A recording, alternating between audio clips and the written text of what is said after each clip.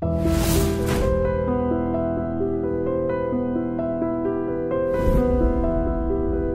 జనరల్గా మీ డే ఎలా స్టార్ట్ అవుతుందండి?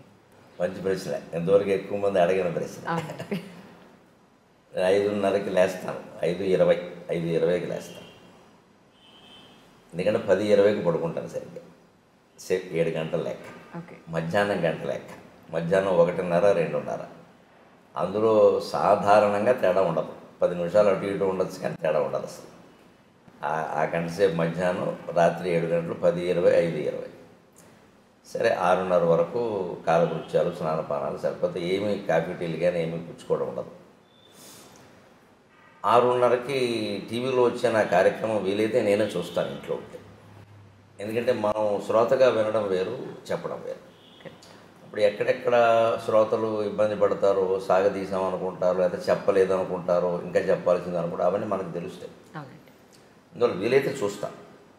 లేకపోతే వేరే ఊళ్ళో ఉంటే ఇంక మళ్ళీ ఏదో యూట్యూబ్ చూడడం, లేకపోతే ఏదో స్మార్ట్ ఫోన్ పెట్టుకోవడం, ఇవన్నీ అసలు మనకు లేవు. ఇంకా ఏదో హోటల్లోనే ఎక్కడ ఉంటే టీవీలు కుదరదు. ఎవరింట్లో ఉన్నా పొద్దునే వెళ్ళి టీవీ పెట్టమని చూస్తే అక్కడి నుంచి వాళ్ళు కాఫీ పట్టుకొస్తారు, అక్కడి నుంచి పత్రిక వస్తుంది, ఇంక ఇవన్నీ కుదరవు.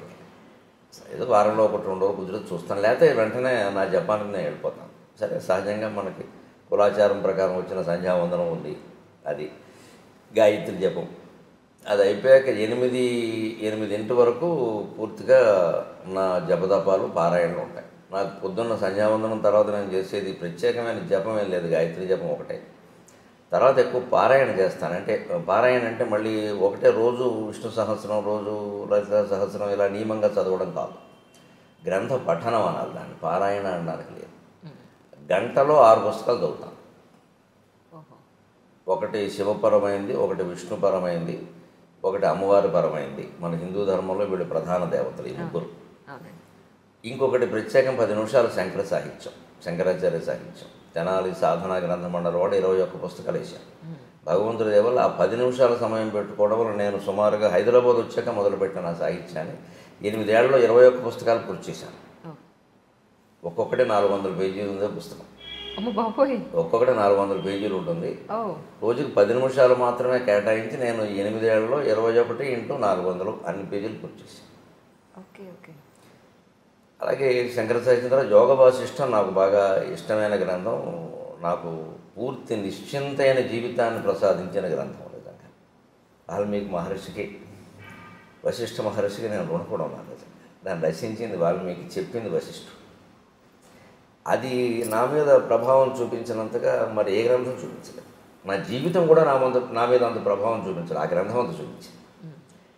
దాని గురించి నేను చిన్నతనంలోనే విన్నది ఏమిటంటే, ఈ చదివిన వాడు పిచ్చాడు అయిపోతాడు, లేదా మహాజ్ఞాని అవుతాడు. అయితే మహాజ్ఞాని అవుతాడు, లేదా పిచ్చివాడు అయిపోతాడు.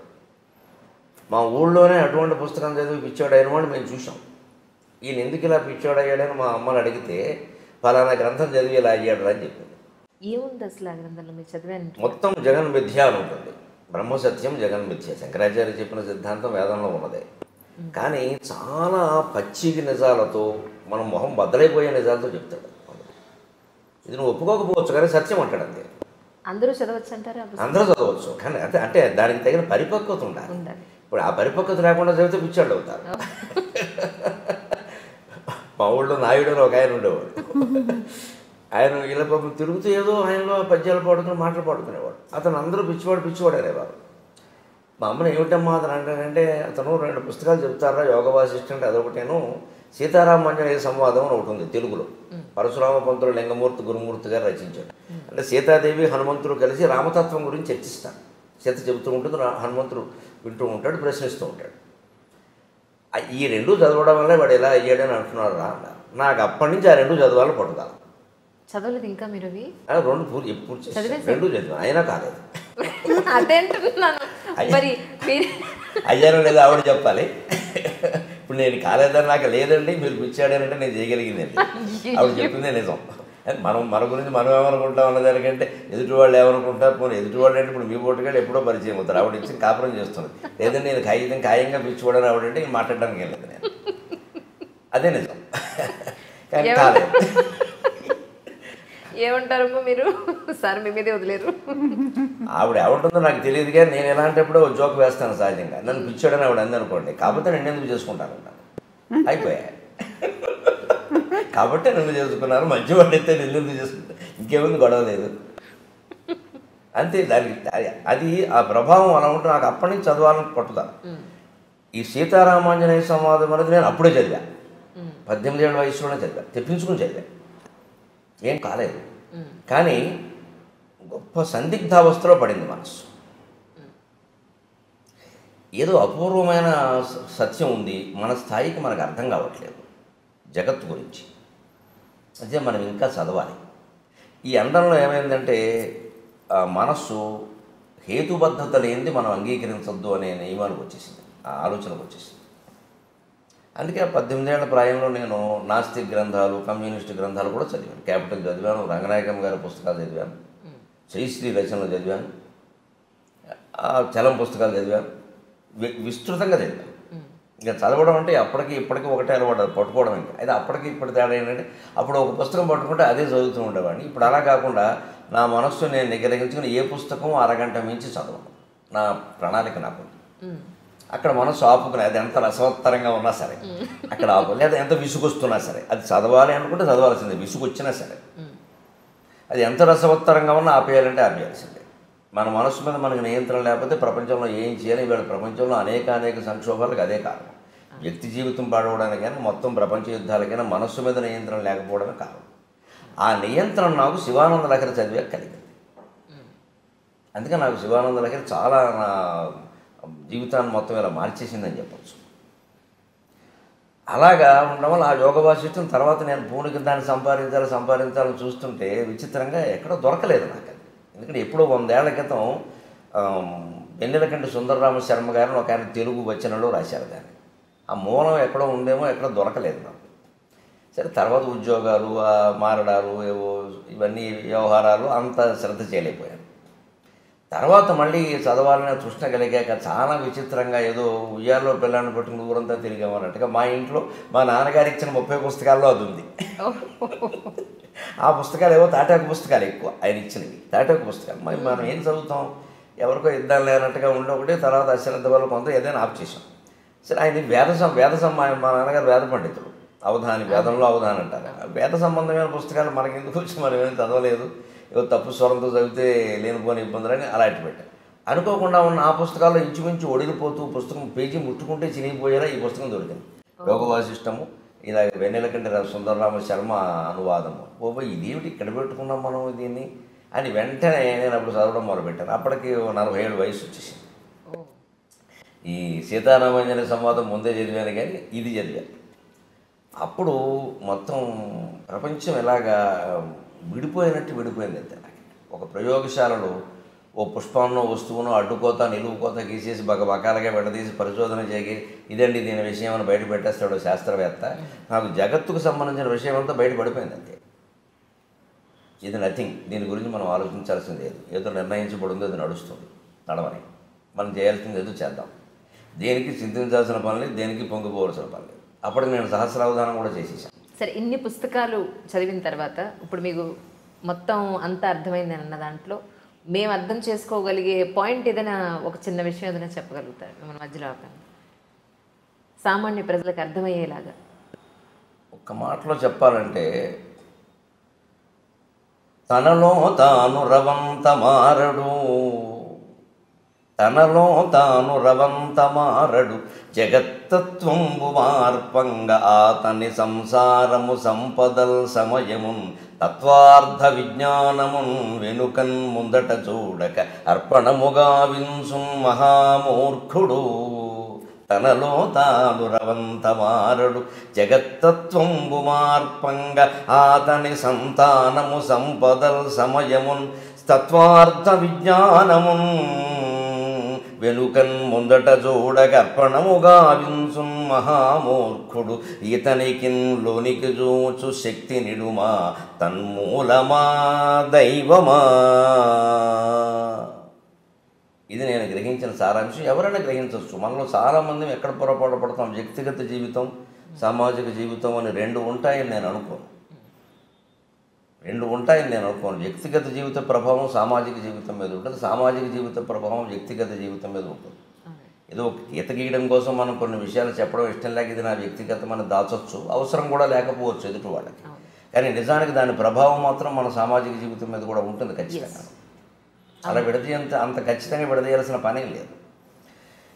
ఆ వ్యక్తి చేస్తున్న పొరపాటైనా ప్రపంచం చేస్తున్న పొరపాటైనా ఏమిటంటే ఎవరికి వాళ్ళు పరిశీలించుకోవడం లేదు, తనలో తాను మారడం. ముందు నా బాధ్యత నేను చేస్తున్నాను, నా జీతం తీసుకుంటున్నాను కదా, నాకు లంచం తీసుకునే పని ఏమిటి అసలు, ఎందుకు తీసుకోవాలి నేను? ఈ జీతం నాకు సరిపోతుంది. ఇవాళ ఉద్యోగాల్లో, ప్రభుత్వ ఉద్యోగాల్లో జీతాలు ఎవరికి తక్కువే లేవు. ఉపాధ్యాయులకు కూడా ఇప్పుడు కొత్తగా చేరిన ఒప్పందపు ఉపాధ్యాయులు కూడా 25,000 వస్తుంది. కానీ అలా తీసుకోకపోతే చేతకాని వాడు అంటున్నారు కదా సార్. అలా తీసుకోకపోతే వీడి చేతకాని వాడు ఈ ప్రపంచంలో బతకలేడు. అక్కడే ఆలోచించాల్సింది ఏంటంటే వాడెవడో అన్నది మనకి సర్టిఫికెట్ అమ్మా అంటున్నారు కదా మీరు. ఎవరు అంటున్నారు? మన పక్క వాళ్ళు, మన పై వాళ్ళు. వారు మనకు సర్టిఫికెట్ ఇస్తారా చేత కాదని, చేతనవునని? వాడెవరు అసలు? వారి స్థాయి ఏంటి? మనం దానికి ఎందుకు వంగిపోవాలి? ఇలా మాట్లాడడంలో మీరు మరోలా అనుకోకపోతే ఒక నాటకం ఏంటంటే ఈయనకి తీసుకోవాలి నుండి అలా సమర్థించుకుంటున్నాడు. ఈ మనిషికి లంచం తీసుకోవాలి నుండి, తప్పు చేయాలి నుండి, చేయకుండా ఉండలేని బలహీనత ఒకటి ఉండి దాన్ని సమర్థించుకుందుకు ఏమంటాడంటే ఇలా ఉండకపోతే లోకంలో బతకలేమండి అంటున్నాడు తప్ప నిజంగా బతకదలుచుకుంటే ఉండక్కర్లేదు, ఆయన ఇష్టం వచ్చినట్టే ఉండొచ్చు. అంతగా ఇప్పుడు ఒక లంచం తీసుకోకపోతే నేను చంపేస్తా అన్నంత పరిస్థితి ఎక్కడైనా ఉందా? అలా లేదమ్మా, ప్రలోభ పెడుతున్నారు అంతే. ప్రలోభాన్ని కాదనొచ్చు. పోనీ ఏ కృష్ణా బ్యారేజీ మీద ఆపేసి నలుగురు గొడ్డళ్ళు వేసుకుని వచ్చి తీసుకుంటావా చంపేయమంటావంటే నా ప్రాణం కోసం తీసుకున్నానండి అంటే ఓకే ఒప్పుకున్నాం. అంత పరిస్థితి ఉన్నవాడు చూపించమనండి. ఇవన్నీ చెప్తారండి నాటకాలండి ఇవన్నీ. అది అదే మూలం. అది నాకు వేదాంతం ద్వారా మొత్తం ఎన్ని గ్రంథాలు చదివినా సారాంశం ఏం తెలిసిందంటే మనిషి తనలోకి తాను చూసుకోవాలి తప్ప, తనలో తాను మారాలి తప్ప బయట మార్చాల్సింది ఏం లేదు అసలు. ఎవరికి వాళ్ళే. మీరు సమాజానికి అనుకూలంగా దేశభక్తితో, దైవభక్తితో మీరు, నేను, ఈవిడ ఉంటే ముగ్గురు వ్యక్తుల జీవితాలు బాగుండలేదండి. ఒక 300 మంది ఉంటే బాగున్నట్ట, 3 లక్షల మంది ఉంటే బాగున్నట్ట. తప్పించుకుందుకు మాట్లాడుతున్నాం మనం ఇవన్నీ. మొత్తం కృష్ణమూర్తి గారి తత్వం ఉంటో తెలివాను నేను సుమారుగా, జడి కృష్ణమూర్తి గారు. ఆయన మొత్తం చెప్పింది ఇది. నీ గురించి ఎందుకు ఆలోచించావు నువ్వు ఇది చేయడానికి అభ్యంతరం ఏంటి? ఎవరి మీద నెట్టేస్తావేమిటి? తప్పించుకుంటావేమిటి వ్యవహారం నుంచి? మనం అనేక రకాల పాపాలు చేసి ఏదో పూజ చేసి తప్పించుకుందామని చూస్తున్నాం. పాపం చేయకుండా ఎందుకు ఉండలేము? అసలు చేసామని ఎందుకు అనుకుంటున్నాం? చేసిన పాపం ఏంటి? చెప్పకపోయినా మనకు తెలుసు కదా. ఈ ఆలోచన చేయాలి. అందుకని మనిషి ఎంతసేపు సంఘసేవని, అదని ఇదని, ఏదో సంస్థలు పెట్టమని, ఆధ్యాత్మిక సంస్థలని, ట్రస్టులని అవి ఇవి పెట్టి తన సంపదని, సంసారాన్ని, సమయాన్ని మొత్తం అంతా దానికోసం వెచ్చిస్తాడు. కానీ ఎప్పుడు లోపలికి చూసి నేను ఎవరని ఆలోచించాను. రమణ మహర్షి చెప్పింది అది, యోగ వాసిష్ఠం చెప్పింది అది. నేను ఎవరని ఆలోచించావా? ఆత్మతత్వ విచారం చేసావా? అది చేస్తే నువ్వు ఎక్కడికి వెళ్ళక్కర్లేదు. నువ్వు కూర్చున్న చోట కూర్చొని అదే తత్వంతో ఉండు, మారే చోట మారేదంతా మారుతుందని చెప్పి. ఎందుకైనా సార్ ఇంతకుముందు అనేవారు ఏంటంటే పొద్దున్న నుంచి సాయంత్రం వరకు రోజు అయిపోయిన తర్వాత ఈ రోజు అసలు మనం ఏమేం చేసాం, తప్పులు ఏం చేసాం, ఒప్పులు ఏం చేసాం, అబద్ధాలు ఎక్కడ చెప్పాం, ఎవరిని మోసం చేసాం, ఇవన్నీ రాసుకుంటే నిన్ను నువ్వు ప్రశ్నించుకుంటే ఇది ఎందుకు చేశాను అసలు అని నిన్ను నువ్వు కనుక ప్రశ్నించుకుంటే డెఫినెట్గా నీలో ఒక మార్పు వస్తుంది అని చెప్పాను. వస్తుంది, ఖచ్చితంగా వస్తుంది. అడిగితే ఈ రోజులు పరిస్థితులను బట్టి రాసుకోవడం కంటే మనసులో ఆలోచించుకోవడం మంచిది. రాసుకున్నది ఎవరికైనా దొరికితే ప్రమాదం. ఇప్పుడు మనకేదో ఒక చెడు ఆలోచన వస్తుందండి, అదేం మనం ఆచరణలో పెట్టాం, గాలివాటం ఆలోచన. అది రాసేసామనుకోండి, ఎవరో పక్క వాళ్ళు ఎవరో చూస్తే అది ప్రమాదం. ఇంత దుర్మార్గంగా ఆలోచిస్తున్నావా అంటారు. ఆలోచన రాకూడదంటే అలాగా. అంచేతనే పాతకాలపు రోజులు వేరు, ఆ డైరీలు రాయడం ఇప్పుడు రాయకూడదు అసలు ఎక్కడ. ఇప్పుడు మాట్లాడితేనే ప్రమాదంగా ఉంది, రాస్తే ఇంక చెప్పేది రాయకూడదు.